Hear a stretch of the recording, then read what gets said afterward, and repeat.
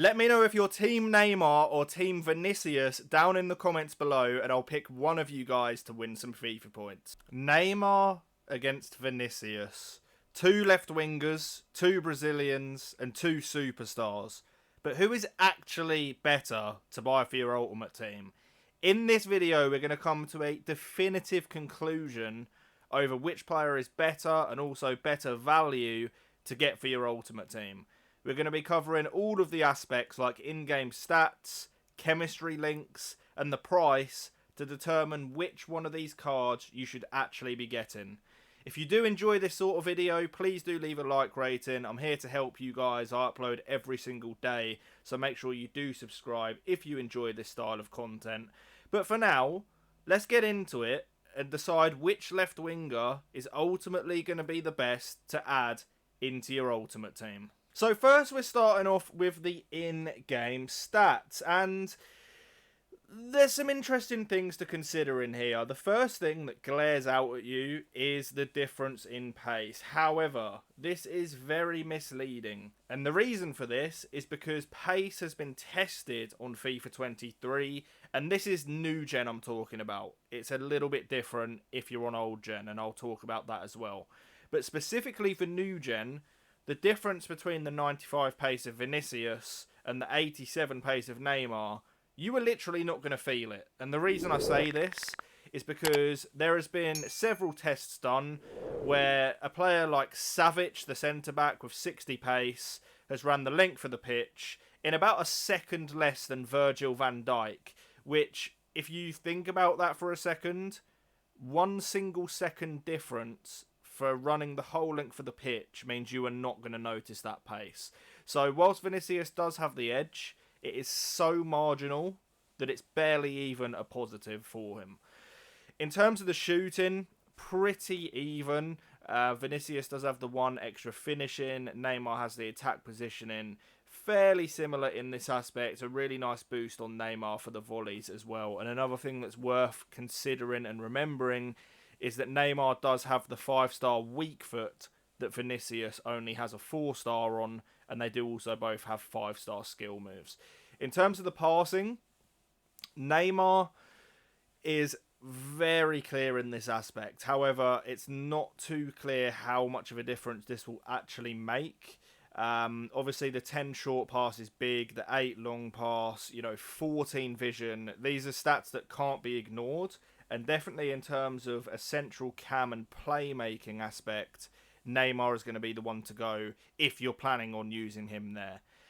When we're talking about on-the-ball ability, they're both very similar.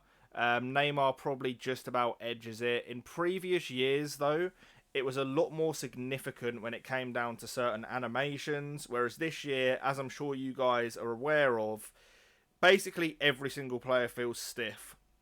So the slight edge that Neymar has in the dribbling department is not going to count for much. The exact same as how Vinicius' pace isn't going to count for much either. So you can basically rule out the edge on pace and dribbling either way. And the only real significant thing that we've come to so far is that Neymar is going to be a lot better passer of the ball. When it comes to the physical stats, this is a nice little win for Vinicius. So that 5 stamina is nice. The jumping is nice. Now, don't get me wrong, neither of these guys are going to be great in the air, but having that extra jumping on a meta where heading is very strong is going to be nice. The extra stamina boost is good as well. And then he also has 10 strength, which can't be ignored. While 62 strength isn't great, it's still a big boost on the 52. And in a game where hold-up play and battling with centre-backs in general is strong, I think it is a nice thing to have. So overall, in the stats department, if I had to look at one of these cards, on the face of it, I would probably be going Neymar. However, with the things we've spoke about, like the pace and dribbling sort of cancelling each other out and etc., it's a lot closer than it actually looks. And we're going to have to dig in a little bit deeper to see what these cards bring. So next up, we're going to have a look at chemistry links. And this one is a very, very interesting one for us to be paying attention to. So, off the first glance, it is pretty obvious to see that Neymar has much better chemistry links. However, it really depends on what sort of budget you are going to be going for, because when you look at some of the players that Neymar links to, you know, you're looking at the likes of Mbappe, Messi, Ginola, actual top-end elite cards, whereas if you're on a lower budget, these players like Modric, Frankie de Jong, Rudiger are actually some really nice underrated options. The likes of Forlan in there as well, who is one of the new heroes released.